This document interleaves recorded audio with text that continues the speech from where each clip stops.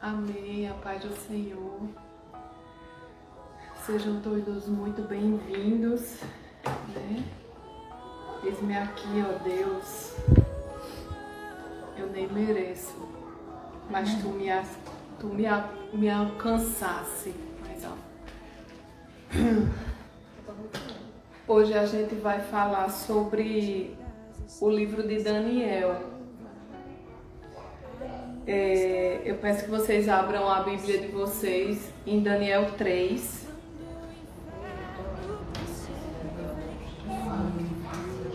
A gente vai de Daniel 3 até o iniciozinho, até terminar, mas eu vou ler para vocês alguns versículos, tá certo? Mas assim, Daniel, ele foi levado.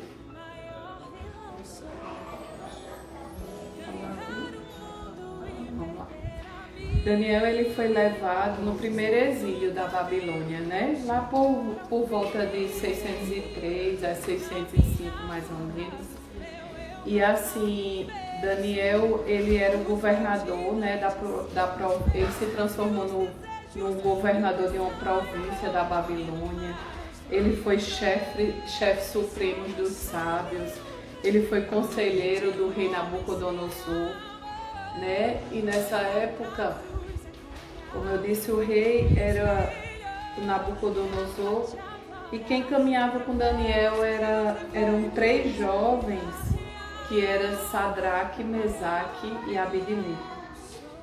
O que a gente vai falar hoje é justamente sobre esses três jovens, né? No iniciozinho de Daniel, a gente vê que o rei Nabucodonosor, ele fez uma estátua de ouro. E essa estátua, ela tinha por volta de 27 metros, mais ou menos, com um diâmetro de largura muito grande também. E a ordem de Nabucodonosor era que todas as pessoas se ajoelhassem e se prostrassem diante daquela estátua. Que quando as trombetas, os sons, as flautas soarem, as pessoas se debruçassem, adorando aquela estátua como um Deus. E nesse percurso de Daniel, a gente percebe que Nabucodonosor se coloca dizendo que as pessoas que não se curvassem a essa estátua, as que não rendessem adoração a essa estátua, eles iam ser lançados na fornalha.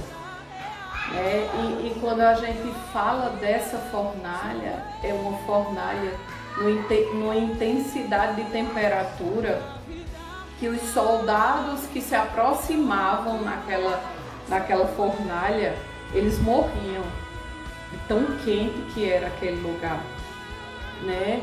E assim, ele trazia a necessidade de ter uma obediência a cultuar um Deus que não era o Deus de Israel, que não era o Deus dos judeus, né?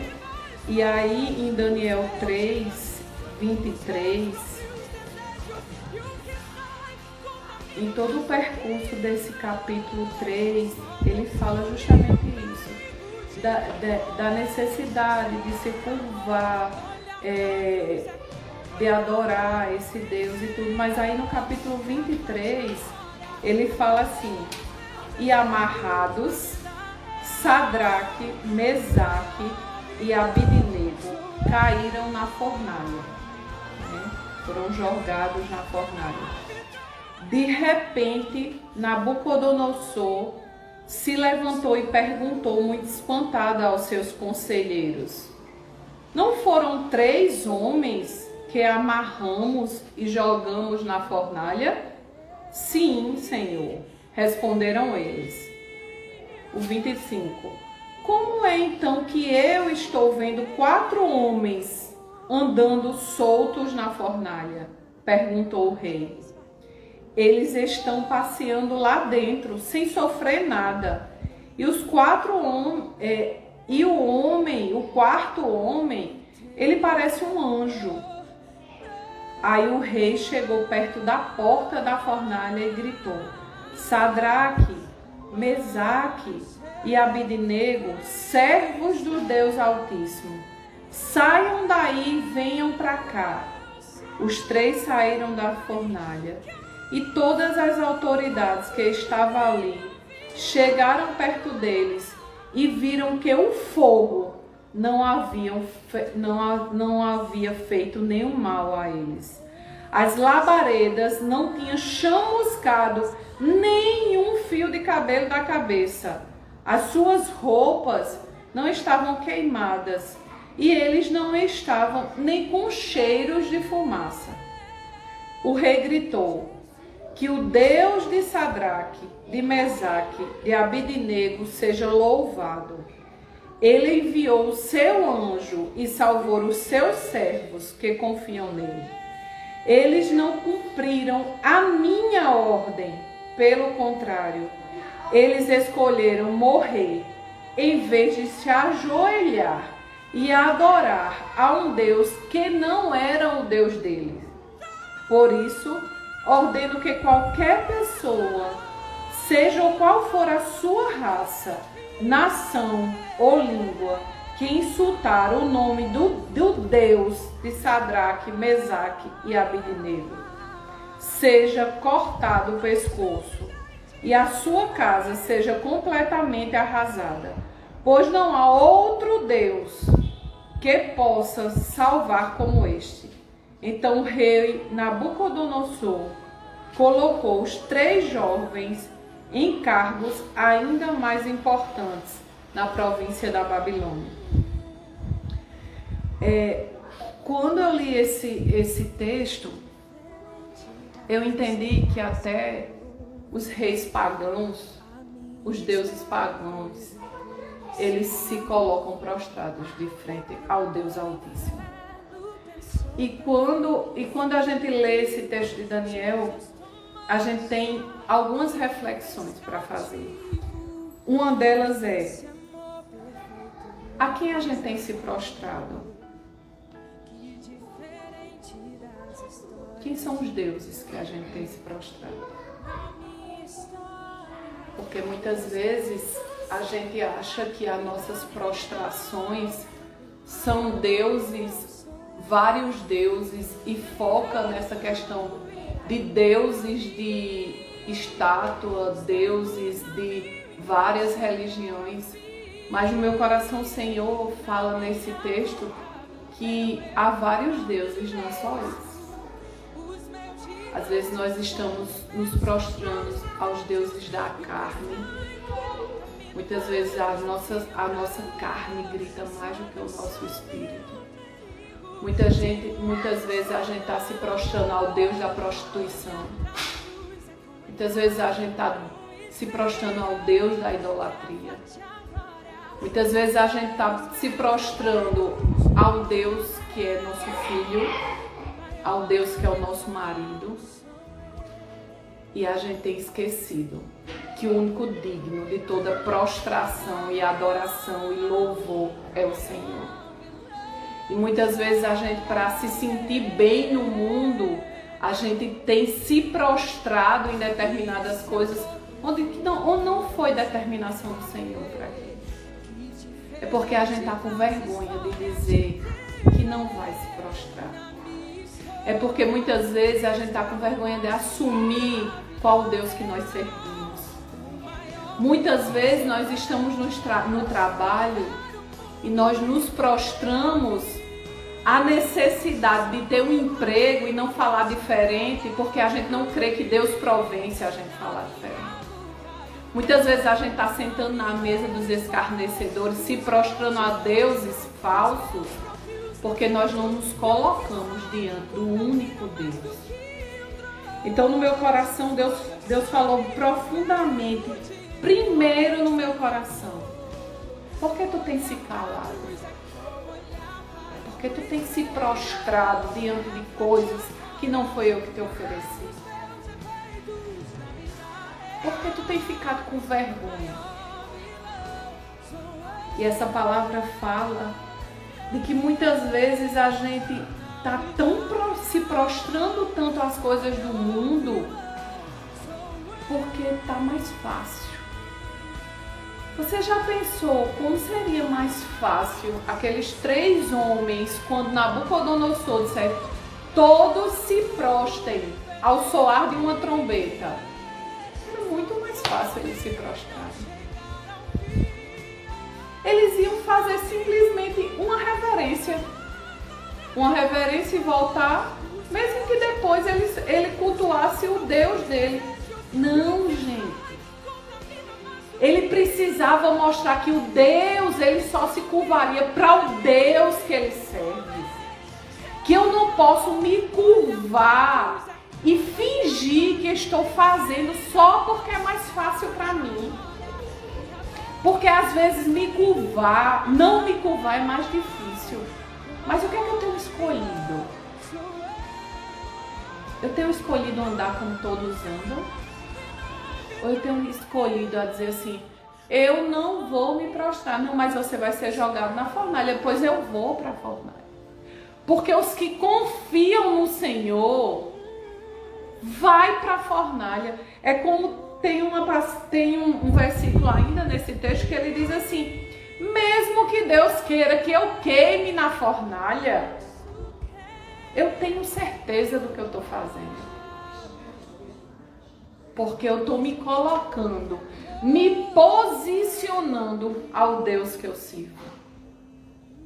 Porque muitas vezes a gente serve, muitas vezes a gente é convertido, mas muitas vezes nós nos prostramos na hora que não era para se prostrar. Muitas vezes para sair bem, para não ser confrontados, para não ser questionados, para não ser coagidos na presença de pessoas que não acreditam no Senhor, a gente prefere ou se prostrar ou se calar. E é tempo de falar. É tempo de falar o nome do Senhor.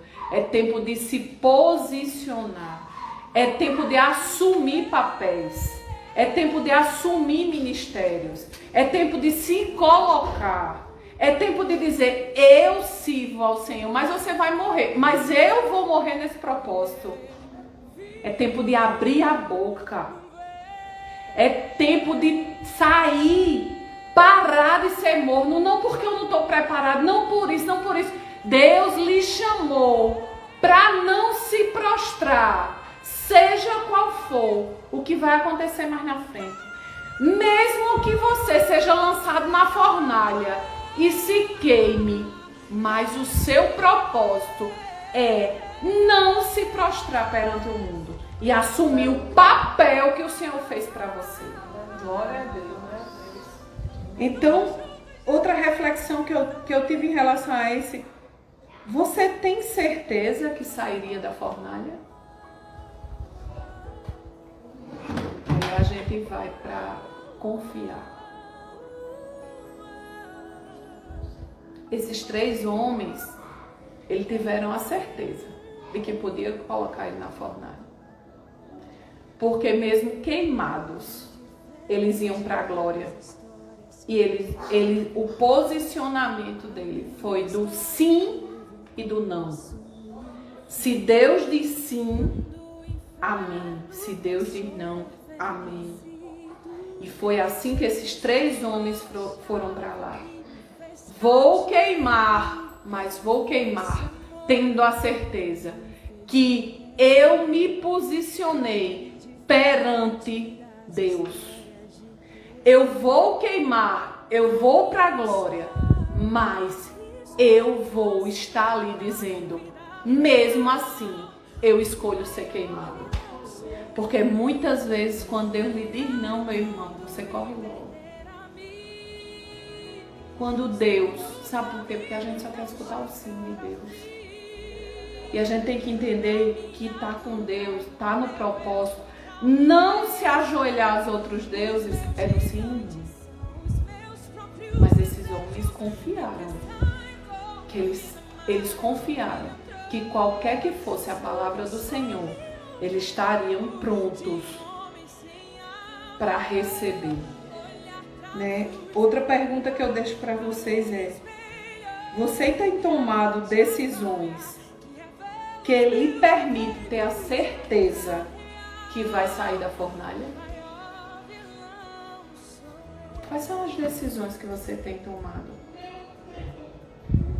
Quais são as escolhas que você tem feito?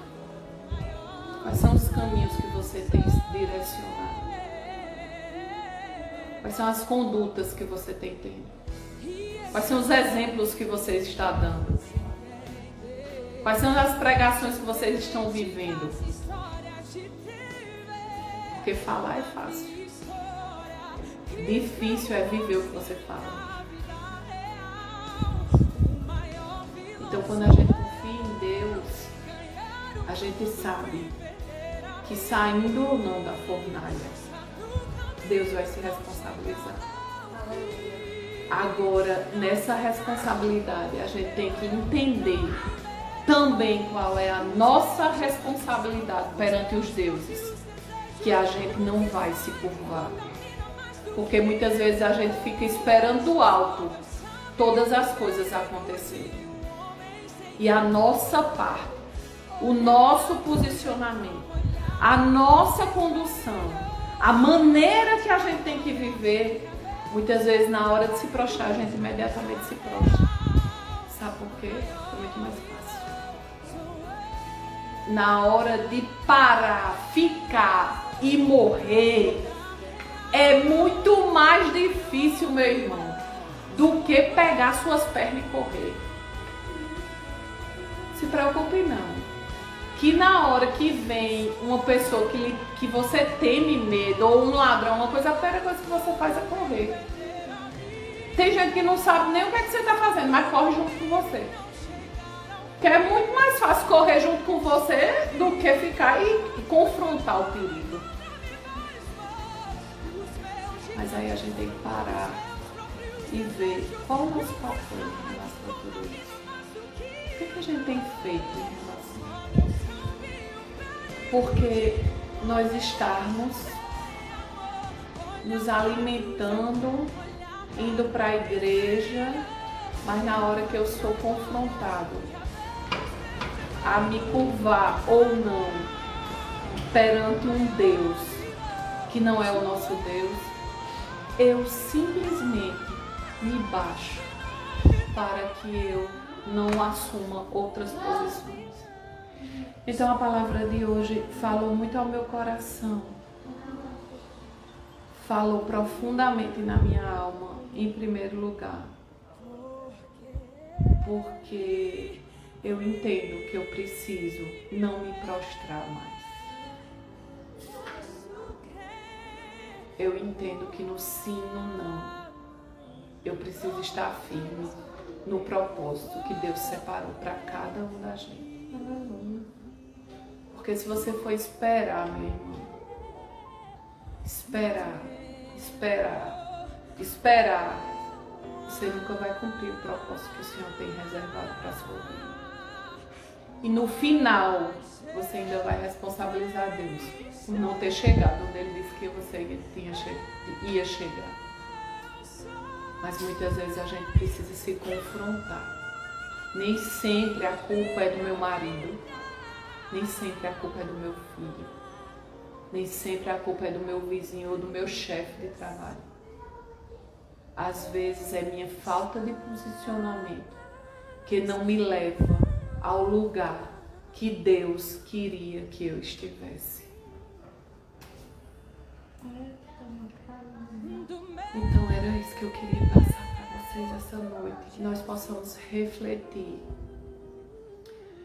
As festas, os desertos, os velórios, eles nos ensinam muito mais do que as festas vazias.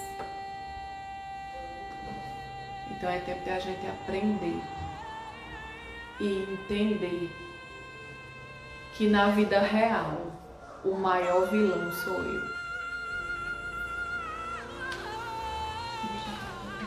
Tchau, tchau. A paz.